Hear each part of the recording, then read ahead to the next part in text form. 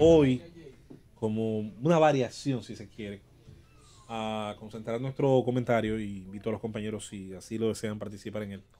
En el aspecto internacional. Tenía un tiempo que no tocábamos y es normal porque llevamos un par de meses muy enfocados en nuestro patio. Así creo que lo ameritan las circunstancias. Pero hoy quiero hacer una excepcionalidad, ya que lo que ocurre en la otra vereda que vamos a tocar, yo creo que deja aprendizajes. Y esos aprendizajes, sobre todo hay una generación que me da la impresión que hoy, protestando, llamando la atención sobre temas de índole política, aunque ellos mismos no se reconozcan como sujeto político, podrían terminar siendo, si así terminan las cosas, muchos de ellos reclutados, autorreclutados, hacia la actividad política. Cité hace unos días en las redes sociales, vi que algunas personas me lo comentaban, aquella famosa cena de un ex primer ministro, o de un entonces primer ministro francés, d'Estaing, Valéry Giscard d'Estaing, si así es que se pronuncia en mi pésimo idea del francés, cenaba con un intelectual de su país, y le preguntaba al entonces primer ministro, que había sido ministro de Economía en el gobierno de Gaulle hasta el 67, 68, que por qué el Estado francés fue tan sutil, tan flojo, decían algunos, tan equilibrado, tan moderado en su respuesta a la protesta del mayo del 68. Y aunque esa respuesta podría tener algunas variables, la respuesta del primer ministro en esa cena era de que las élites francesas sabían que en esa plaza estaban protestando sus sustitutos biológicos y no podían aplastar a quienes el día de mañana, a quienes en otro momento, en otro ciclo, les iba a tocar tomar las decisiones y tomar las riendas de esa sociedad. Eso que está ocurriendo en nuestra plaza, eso que está ocurriendo en nuestro entorno, también va a generar, como lo generó en España a su manera, el 15M, y terminó generando Ciudadanos, y terminó generando Podemos, y terminó generando una especie de terremoto político, esa gran divergencia entre la base de la sociedad y su élite que tomaba decisiones.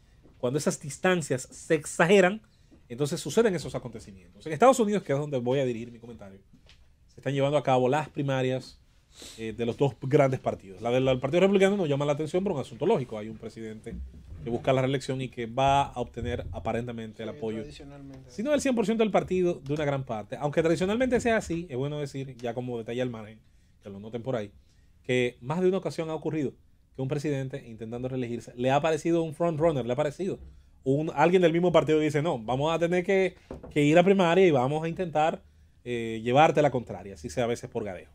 Pero sí ha venido siendo una tradición más reciente de que cuando ya el presidente está en reelección, se respeta eso, no aparece ningún otro aguafiestas, y por eso las convenciones republicanas no están llamando la atención. Ahora, la convención demócrata, que ayer pues vivió el supermartes, y vivió una enorme cantidad de resultados en diferentes estados y repartió una enorme cantidad de delegados. El sistema político electoral estadounidense, como todo el mundo sabe, basado en colegios, basado en representación de delegados, también se extiende a la forma de elección de los partidos políticos de su candidatura. Es más, durante un tiempo había que elegir el vice también. En una época había que elegir el vice con su boleta aparte. Eso es importante que se sepa. Aunque la constitución estadounidense empezó siendo más curiosa todavía. Con las primeras 3 elecciones presidenciales, en el colegio usted votaba por 2 candidatos a la presidencia.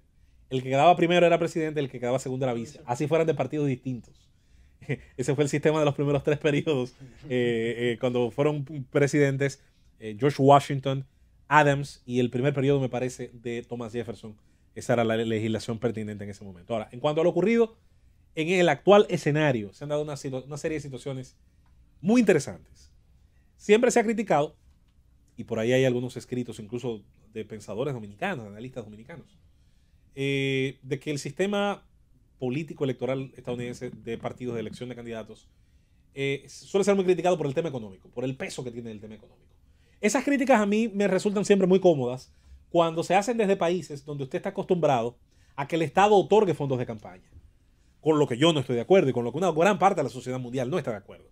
Porque la democracia, encima de que es sumamente cara, si se va a sustentar, a sufragar con los dineros del pueblo, al menos tenga por lo menos la virtud de convencerme.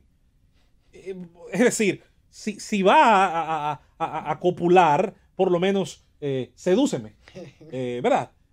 Ya que al final como quiera va a pasar lo que va a pasar, pero por lo menos tenga el reto de convencerme con sus ideas, de hacerme atractiva su propuesta, o incluso yo podría tomar la decisión de apoyar su propuesta, aunque no me parezca la mejor, por rechazar otra, porque son todos los fenómenos que se dan dentro de la democracia. Así que, por lo menos esa crítica con respecto al tema económico, yo nunca no la digiero personalmente, porque siempre se hace desde la comodidad de que el Estado tiene incluso que garantizarle al político en campaña los cuartos para salir a poner afiche o para salir a pagar anuncios. Y yo no estoy de acuerdo. Ahora bien, ¿es realmente importante el dinero determinante? El séptimo hombre más rico del mundo se acaba de retirar hoy de su pre-campaña, Michael Bloomberg. Usted dirá, bueno, en el caso de Bloomberg salió muy tarde y debió haber participado en las primeras elecciones en Iowa y demás. Bueno, sea lo que sea, ese señor gastó, y atención Esteban que es bueno con las cifras, gastó en 48 horas de campaña $235 millones. 245, cifra que me duele. No me dio un solo. Exacto. Era su dinero. Ahora, lo invirtió y perdió. Dinero, y el que le habían dado decenas de miles de votantes que habían aportado de entre $1 y $20, incluso con tarjeta de crédito. Y como quiera perdió. Y perdió. Y perdió. De forma que los electores, para bien o para mal. Mendo, debe doler después de esa cantidad de millones. A él le duele menos que a mí, pero duele. Duele. Creo que la fortuna del señor Bloomberg anda por 67, 68 mil millones de dólares más o menos en este momento. O sea, es un pelliquito. Por cierto, Bloomberg, otro día hablaremos de eso. Bloomberg es un ejemplo, porque Bloomberg se echó rico vendiendo información. El commodity más caro de la época, que es la información. Ahora bien, en el caso que nos concierne, primero, no es verdad que el dinero, independientemente de que, claro, es importante obtenerlo, y en ese sistema es clave saber con qué fondos se cuentan. Ahora, Bernie Sanders, con una propuesta que todo el mundo conoce, está radicalizada para lo que son los entornos, para lo que son los contextos típicos de la política norteamericana, logra subsistir, gana ayer el estado de California, aunque perdió algunos estados que parecían eran para él y donde él había ido a hacer campaña. Joe Biden se beneficia de muchos seguidores del Partido Demócrata, centristas, moderados, que no gustan de ese discurso de Sanders y que quizás, aunque no lo ven a él como el mejor de los candidatos, interpretan que sí tiene oportunidad de ganar votos hacia el centro de los Estados Unidos y ser una verdadera competencia y sobre para Donald todo Trump. con la juventud. Y sorprendentemente, los afroamericanos, quizás por su asimilación con Obama, por haber sido el vicepresidente durante 8 años, y no cualquier vicepresidente, un vicepresidente altamente enfrascado en las luchas políticas de Obama, en las reformas relacionadas al tema económico, en los temas relacionados a la salud, que es un tema que él toca mucho, sobre todo a título personal. Hay una serie de desgracias a título personal que han marcado su vida. Y un hombre que tiene desde el 74, me parece, haciendo vida congresual como mínimo. No hay dudas de que tiene virtudes y ha aprovechado circunstancias.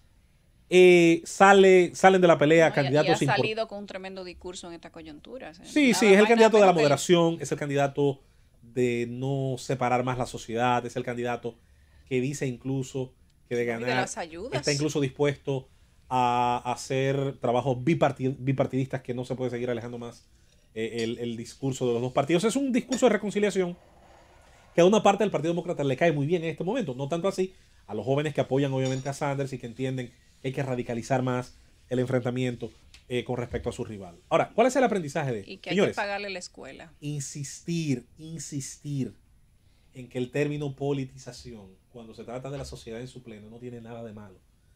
¿Es malo que se politice un gremio profesional? Probablemente. Es malo sobre todo que se partidarice.